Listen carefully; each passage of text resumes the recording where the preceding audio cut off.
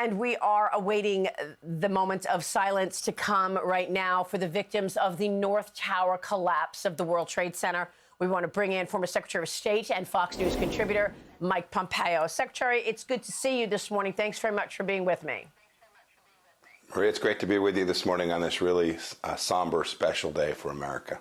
Yes, and of course, we will never forget. We are remembering the victims. We are remembering the first responders. We are remembering where America was 21 years ago. And I want to get your sense of how things have changed, as well as your reflections on September 11th, because I just mentioned a moment ago, we feel like we are vulnerable once again with a wide open border, terrorists, people coming through on the terrorist watch list. But of course, it is also a day to remember how strong and courageous our first responders have been and are. They are our heroes. Amen, Maria. Both of those should be done today. I remember the day, too. It was horrific. We still grieve for the 3,000 Americans that were killed in New York City that day and the attacks in Pennsylvania and Washington, D.C. But I also remember it reminded us all that this is a nation worth fighting for, that the things that we care about, the fundamentals of America, are so special, so exceptional, so unique, that we came together as a nation and we worked. The work we've done for the last 20 years to fight terrorism around the world has saved American lives. The work that our administration did for 4 years reduced that risk here at home to the American people with a safe and stronger southern border. Those things unite the American people. We are the most special nation in the world. The world looks to us. And the American people deserve leaders who are prepared to stand up for those very values, those virtues that make America so unique. And on 9/11, 21 years, when most of the soldiers who enlist today, they show up at the Marine recruiter's office, were either 1 or 2 years old or weren't even alive then, we need to remind them of why they serve, what's so great about our country. And when we do, we will unite this nation in ways that continue to deliver for this country for another 250 years. Well, Secretary, it was only about a year ago when we have an incredibly botched withdrawal from Afghanistan. We saw what took place as a result of that show of weakness. Our adversaries appear to get stronger, including China. And I also want to point out that it is 10 years ago today that the deadly Benghazi terrorist attack took place as well. And of course, that included the death of Ambassador to Libya, Christopher Stevens, and 3 other brave Americans who were killed on that day. Your thoughts on the policy that needs to put America first once again? Maria, I had the privilege to serve as a member of the Benghazi Committee, where we investigated the U.S. government's failures. The fact that for 13 hours, Washington just watched while these amazing men fought to protect American freedom and to keep their fellow Americans safe there in that dangerous place of Benghazi, Libya. We lost 4 Americans that night in the same way we lost 13 Americans in Afghanistan just over a year ago. When I think about now what is the 11th anniversary of the Benghazi attacks and the need to have an America that understands that there are things worth fighting for. We don't always need to send the 82nd Airborne to defend the things that matter to us, but when we are strong and we are capable and we listen to the things that matter and we don't let our military become connected to woke issues where the most important thing is that you have tanks that don't emit carbon. Those are mistakes. These are the things that put American people at risk. I think Americans all across the country can see that. As we sit here today on September 11th, we need to remember that this country is so special, that it is worth fighting for, and that it is possible to achieve if we will have leaders who are prepared to actually articulate the things that bring Americans together. And look at what has taken place since Afghanistan and the withdrawal there, not just China on the march, but Russia. Secretary, is there something going on in Russia right now that you can address? I understand there are rumors that they shut down Red Square last night. Something important is happening. Communications were out last night. We know that they have continued their assault on Ukraine. Your thoughts on the situation in Russia today? So, Maria, I've seen that reporting as well. I can't confirm it. What I can say with near certainty is that the Ukrainian forces in Ukraine have made substantial advances over the last handful of days, put real pressure on the Russian military in the streets.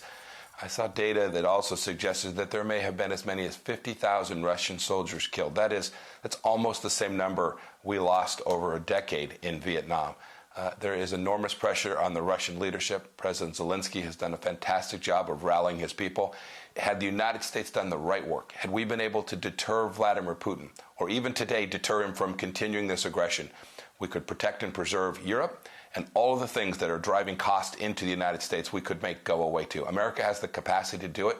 We just need to be resolved, Maria. You know this. Secretary, I want to take a pause as the nation observes a moment of silence in honor of the victims of the North Tower collapse.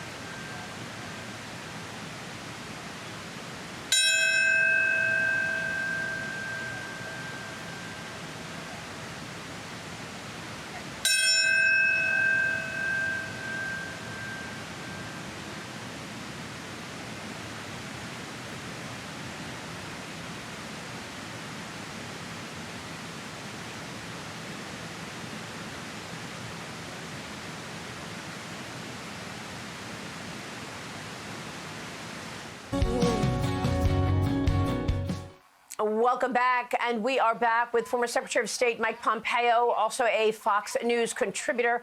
And Secretary, I want to get your take on where we are in terms of foreign policy around Iran. We know that today, September 11th, 21 years later after the worst terrorist attack on our country, and the country of Iran is the largest supporter of terrorism. And yet this administration seems to be this close to getting the U.S. back into an Iran deal, despite all of your efforts, including the Abraham Accords, which brought peace to the Middle East for the first time in a long time. What do you know about the Iran deal and how close it is, in fact? Well, Maria, we know that they desperately want to. The Biden administration desperately wants to get back in this deal to vindicate what President Obama had done. We also know that this would be incredibly dangerous for the United States and for our ally in the region, Israel.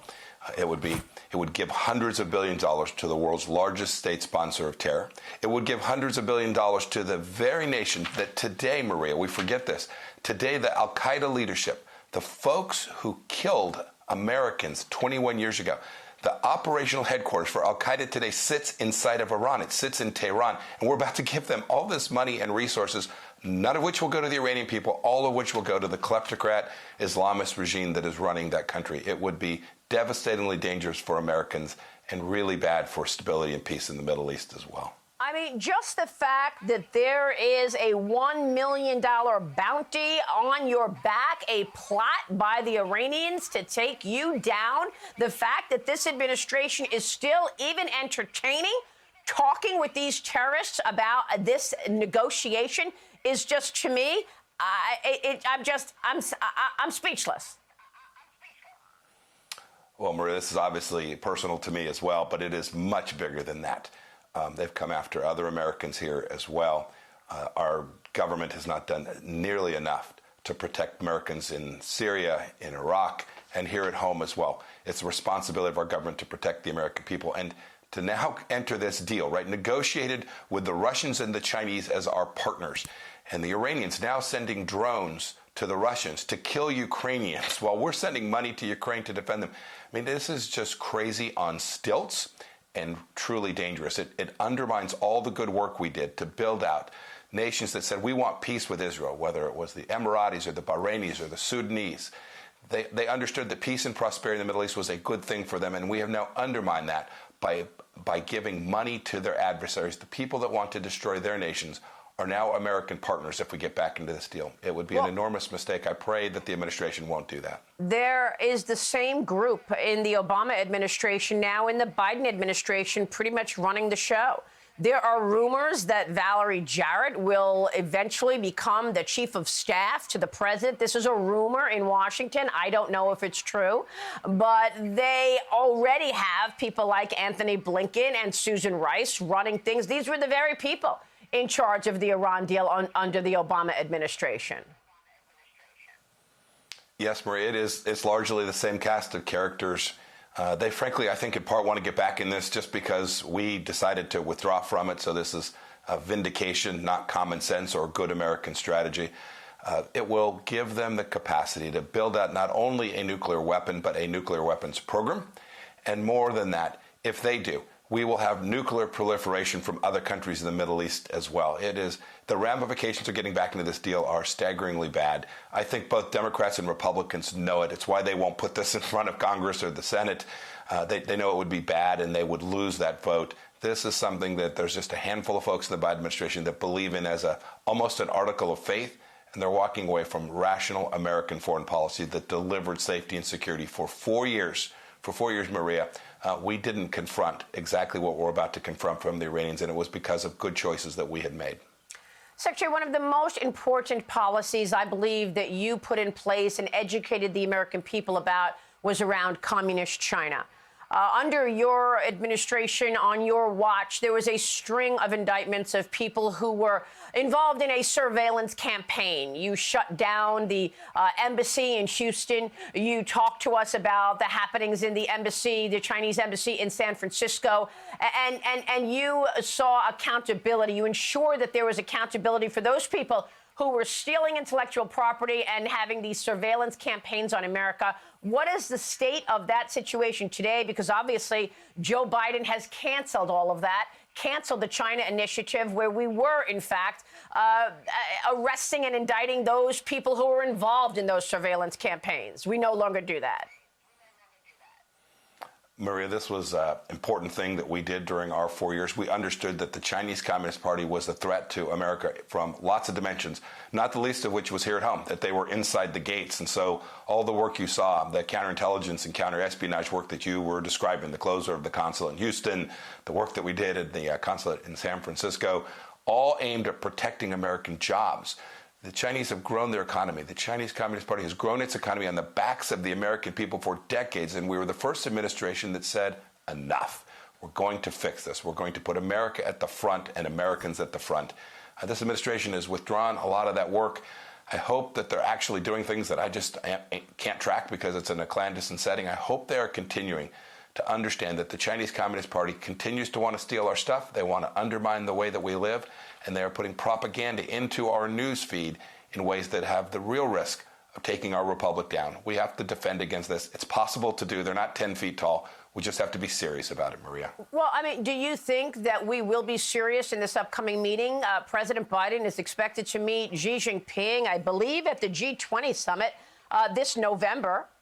Do you think he'll hold him to account for, I mean, not just the surveillance campaign and all of what we're talking about, but how about the origins of COVID-19 and ensuring that this doesn't happen again? We can't even get into China for an investigation.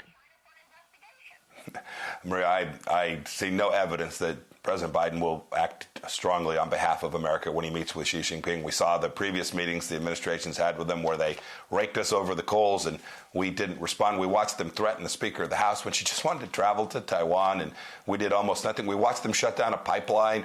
The Russians shut down a pipeline in the southeast. We did almost nothing. We saw Afghanistan. The world is watching weakness, and when America is weak and won't stand up to Xi Jinping, won't do the things that we need to do to protect America from this Chinese Communist Party threat, the bad guys get a vote.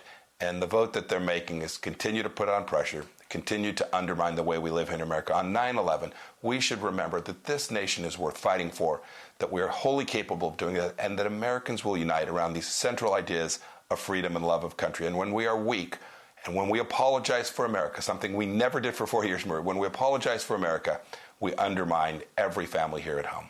Well, there are very few people on the world stage that have the experience that you do in terms of foreign policy and keeping America safe.